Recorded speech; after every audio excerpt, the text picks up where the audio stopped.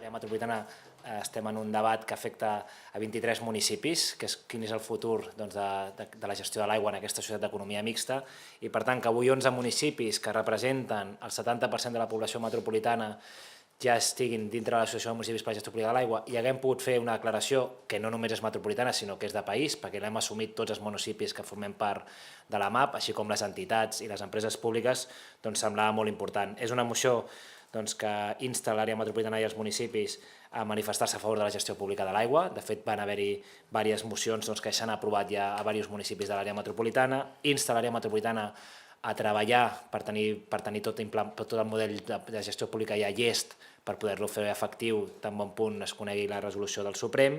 i també a la Generalitat acompanyar en tot aquest procés. La situació en la que ens trobem, el context en el que ens trobem, és el que tenim una ciutadania cada vegada més conscienciada en què l'accés a l'aigua és un dret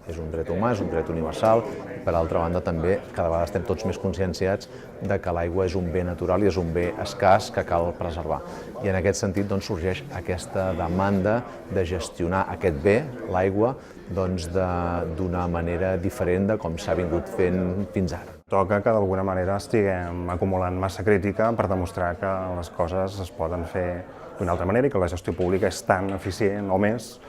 que la privada i que, a més, es pot fer amb uns altres valors i amb un impacte social superior. La gestió de l'aigua a Catalunya ha estat històricament delegada a ens privats,